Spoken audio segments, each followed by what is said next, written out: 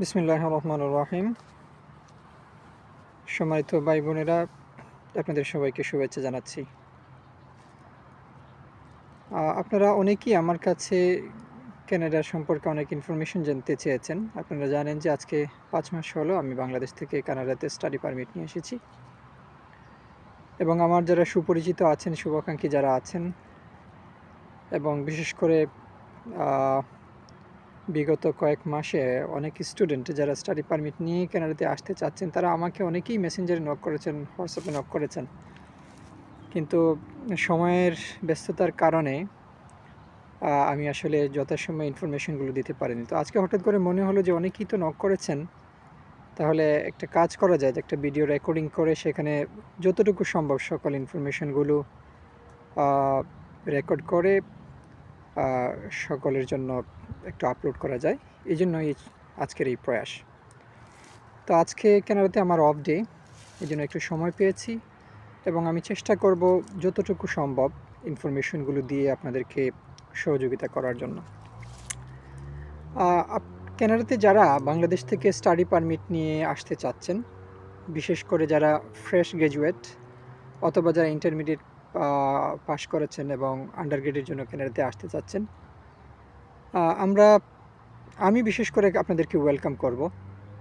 কারণ আপনারা জানেন যে সারা দুনিয়ার মধ্যে কানাডা একটা ইমিগ্রেন্ট ফ্রেন্ডলি কান্ট্রি এবং তার education standard still now far better than many other European countries, যার কারণে সারা দুনিয়া থেকে এই কানাডাতে উচ্চশিক্ষার জন্য স্টুডেন্টরা আসেন এবং তাদের প্রথম চয়েস হিসাবে অনেকেই সেটাকে নির্ধারণ করে থাকেন।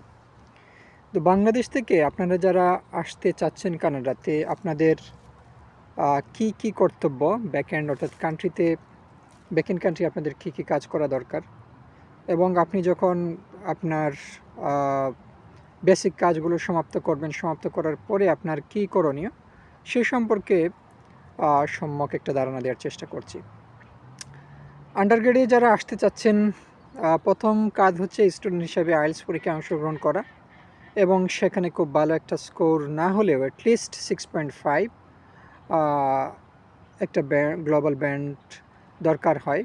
বিশেষ করে ইউনিভার্সিটিতে বা ম্যাক্সিমাম ভালো যে কলেজগুলো আছে সেগুলোতে এখন মিনিমাম রিকোয়ারমেন্ট করে ফেলেছে 6.5, not less than 6 in individual band.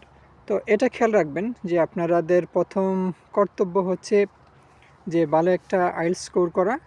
6.7 good enough, 6.5 হলেও চলে, বাট খেয়াল রাখতে হবে এটা যাতে কোনোটা 6 ব্যান্ডের নিচে না আসে, কারণ ইন্ডিভিজুয়ালি 6 ব্যান্ডের নিচে আসলে আপনি ইউনিভার্সিটি থেকে অফার লেটারগুলো পাবেন না। এবং পোস্ট গ্রাজুয়েশনের জন্য যারা আসতে চাচ্ছেন তাদের জন্য ইনফরমেশন হচ্ছে যে ম্যাক্সিমাম ইউনিভার্সিটি কিন্তু 7 রিকোয়ার করে। এই জন্য আপনারা চেষ্টা করবেন যে অ্যাটলিস্ট 7 এবং মোর দেন 7 ফেয়ার এনাফ।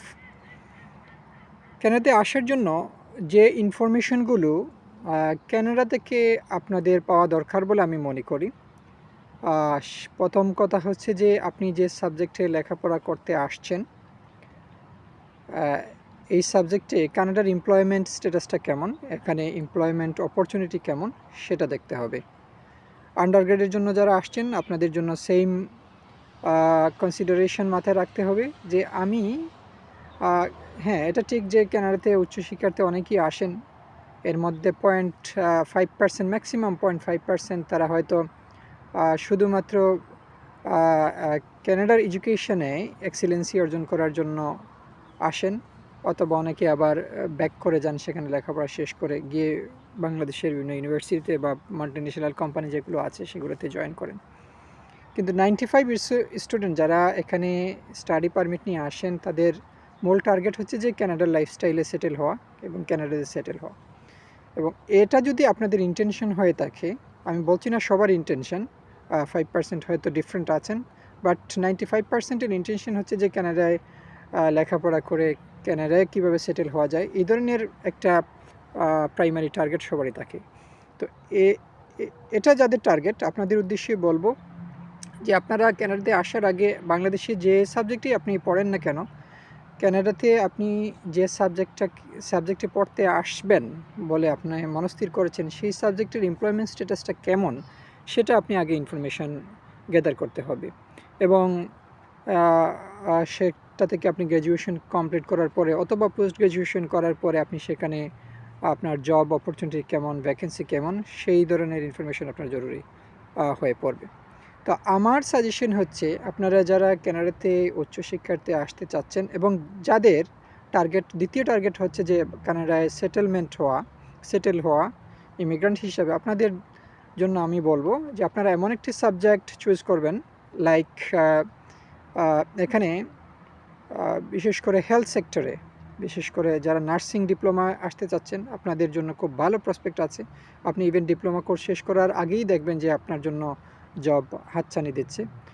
এবং যারা ইলেকট্রিশিয়ান, যারা ইলেকট্রিক্স এবং প্লাম্বিংয়ের উপর যাদের প্রাইমারি বেসিক আইডিয়া আছে, আপনাদের জন্য ভালো অপরচুনিটি কানাডাতে আছে। দ্বিতীয়ত হলো যারা আর্লি চাইল্ড এডুকেটর, অর্থাৎ প্রাইমারি লেভেলের যাদের টিচিংয়ের অর্থাৎ যারা প্রাইমারি লেভেলের টিচিং প্রফেশনে আছেন এবং উচ্চ শিক্ষার্থী, আপনারা কানাডাতে আর্লি চাইল্ডহুড এডুকেটর এই ধরনের একটা কোর্সে ডিপ্লোমা 2 বছরের ডিপ্লোমা হোক অথবা 1.5 বছরের একটা মাস্টার্স কোর্স হোক, এই কোর্সে যদি আপনারা আসতে পারেন যে কোনো কলেজে অথবা ইউনিভার্সিটিতে, তাহলে আপনাদের ব্রাইট প্রসপেক্ট রয়েছে। কারণ এই সাবজেক্টগুলো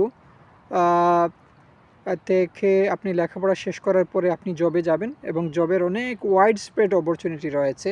অর্থাৎ আপনি আগে যেটা বলেছি যে লেখাপড়া শেষ করার আগেই বেসিক্যালি বিভিন্ন ধরনের স্কুল আছে, প্রাইমারি স্কুল আছে, আপনাদের সিভির জন্য কল করবে, বা আপনারা যদি অ্যাপ্রোচ করেন তাহলে ইজিলি আপনারা সেখানে জব পেয়ে যেতে পারেন। তো যে জিনিসটি বললাম যে early childhood educator, health sector অর্থাৎ নার্সিং ডিপ্লোমা যাদের আছে, চিকিৎসা আছে, আইটি সেক্টরে যাদের বেসিক আছে এবং আইটি সেক্টরে যারা পড়ালেখা করতে ইচ্ছুক, অথবা সাইবার সিকিউরিটি নিয়ে যারা লেখাপড়া করতে ইচ্ছুক, অথবা ডাটা অ্যানালিসিস হিসেবে যারা আসতে চাচ্ছেন এবং ডাটা অ্যানালিসিসের উপর গ্র্যাজুয়েশন পোস্ট গ্র্যাজুয়েশন করতে চাচ্ছেন, আপনাদের স্টাডি শেষ হওয়ার সাথে সাথে অনেক বড় অপরচুনিটি কানাডাতে রয়েছে। এবং এই সাবজেক্ট রিলেটেড জব করার পরে আপনার এখানে পিআর পাওয়ার ক্ষেত্রে অনেক বড় ধরনের একটা সাপোর্ট দেবে। কারণ আপনি লেখাপড়া শেষ করার পর আপনি রিটেল একটা জব করলেন অথবা ট্রেডিংয়ে একটা জব করলেন, জব করার পরে কিন্তু পিআরের ক্ষেত্রে এইসব জব এত বেশি সাপোর্টিভ হয় না, যতটুকু না আপনার নার্সিং পেশা থেকে আপনার পিআর পাওয়ার ক্ষেত্রে সাপোর্ট দিবে। আইটি প্রফেশনে যদি আপনি জব করেন, আপনাকে গ্রেটলি সাপোর্ট করবে। আপনি যদি নার্সিং প্রফেশনে কাজ করেন, তাহলে আপনাকে সেটা গ্রেটলি সাপোর্ট দেবে। আপনি যদি প্লাম্বিং এবং রুফিং এই ধরনের কাজ করেন, সেটা আপনাকে সহযোগিতা করবে পিআর পাওয়ার ক্ষেত্রে। এবং আগে যেটা বলেছি যে প্রাইমারি এডুকেশনস অথবা সিনিয়র সিটিজেন হেলথ কেয়ার, এইসব সেক্টরে যদি কাজ করেন তাহলে পিআর পাওয়াটা তুলনামূলকভাবে অনেক সহজ হয়ে যায়। তো বেসিক্যালি বাংলাদেশ থেকে কানাডাতে বিশেষ করে পোস্ট গ্র্যাজুয়েশনে আসার ক্ষেত্রে ম্যাক্সিমাম ইউনিভার্সিটিগুলো অফার করে যে বিজনেস রিলেটেড সাবজেক্ট। মূল সমস্যাটা হচ্ছে এই জায়গায় যে মুষ্টিমেয় কিছু ইউনিভার্সিটি এবং কলেজ এই যে আমি সাবজেক্টগুলো বললাম এগুলো তারা অফার করে থাকে, কিন্তু ম্যাক্সিমাম ইউনিভার্সিটি দেখা যায় যে ওই যে এডুকেশন অথবা business management, organisations, human resource management, accounting, financial information, এইসব বিষয়ে তারা ইন্টারন্যাশনাল স্টুডেন্টদেরকে রিক্রুট করে থাকে। এবং যেহেতু এই সব সাবজেক্টে হাইয়ার টিউশন ফিস বেশি, এবং তারা এই জন্যই ইন্টারন্যাশনাল স্টুডেন্টদেরকে এই ধরনের সাবজেক্ট বেশি অফার করে থাকে। তো আপনারা প্রথমে চেষ্টা করবেন যে আপনারা ওই ধরনের সাবজেক্টে, যে সাবজেক্টগুলোর কথা আমি ইতিমধ্যে আলোচনা করেছি, এই সকল সাবজেক্টে আসতে পারেন কিনা।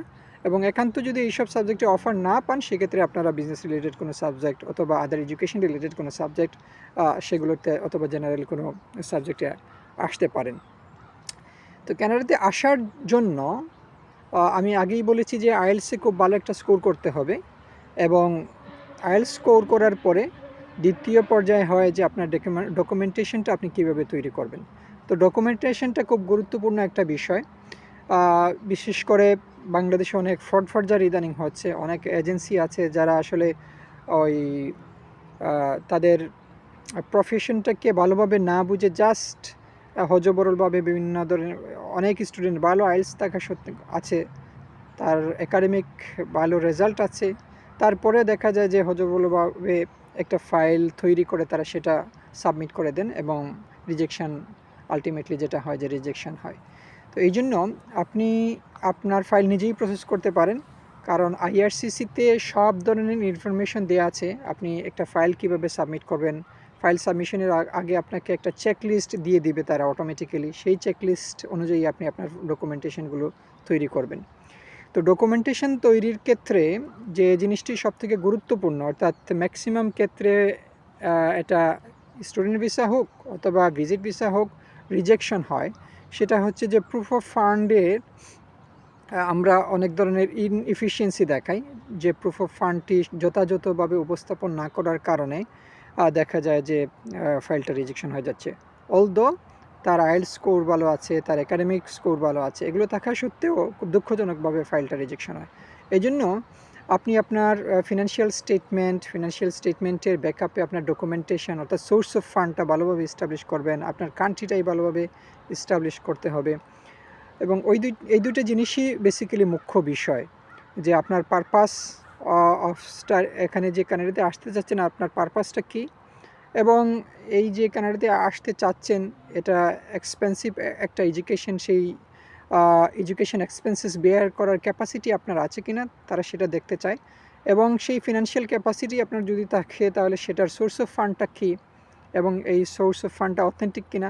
বেসিক্যালি এই দুইটা জিনিস মোটা দাগে, দুই তিনটা জিনিস তারা মোটা দাগে দেখে তারা কনভিন্স হয়ে ভিসা অ্যাপ্রুভ করে। আর এই ডকুমেন্টেশন প্রেজেন্টেশনে, অর্থাৎ আপনি যখন ফাইল সাবমিশন করবেন, ফাইল সাবমিশনের সময় আপনি যদি তাদের চেকলিস্ট অনুযায়ী অর্থাৎ রিকোয়ার্ড যে ডকুমেন্ট যেগুলো আছে সেগুলো যথাযথভাবে সাবমিট না করতে পারেন তাহলে ফাইল রিজেকশন হয়ে যায়। এই জন্য আপনারা, আমি যারা স্টাডি পারমিট নিয়ে অথবা ভিজিট ভিসা নিয়ে কানাডাতে আসতে চাচ্ছেন অথবা ইমিগ্রান্ট হিসেবে কানাডাতে আসতে চাচ্ছেন, ভাই এখন তো আপনাদের হাতে সবারই স্মার্টফোন আছে, আমাদের হাতে দুনিয়া এখন। সুতরাং আমি আপনাদেরকে রিকোয়েস্ট করব আপনারা আইআরসিসি ওয়েবসাইটে যান, সেখানে ইনস and outs A to Z all sort of informations are given for your proceedings. So if you are interested to know something that is unknown to you, how to process a file, everything you will find in the IRCC website.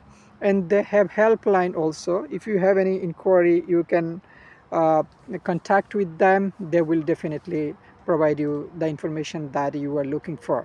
এই জন্য আমি বলবো যে আপনারা একটু কষ্ট করেন, কোনো ডিসিশন নেওয়ার আগে, ফাইল সাবমিশনের আগে কি কি ডকুমেন্ট আপনার দরকার হয় আইআরসিসিতে ঘাটেন এবং গুগল করে বেসিক একটা ইনফরমেশন দাঁড় করান, তাহলে আপনি দেখবেন যে যত ঘাটবেন তত বেশি আপনার অভিজ্ঞতা হবে, আপনি ইনফরমেশন পাবেন। এবং আপনার ফাইলটি আপনি যদি নিজে সাবমিট করেন তাহলে যে পরিমাণ স্যাটিসফ্যাকশনের সাথে আপনি ফাইলটা সাবমিট করবেন, আপনি একজন এজেন্সির আশ্রয় নিলেন, সে আপনার ফাইলটা সাবমিট করে দিল, সেখানে কোনো আপনার এসওপিটা কীভাবে রাখলো, এসওপিটা খুব গুরুত্বপূর্ণ একটা সময়।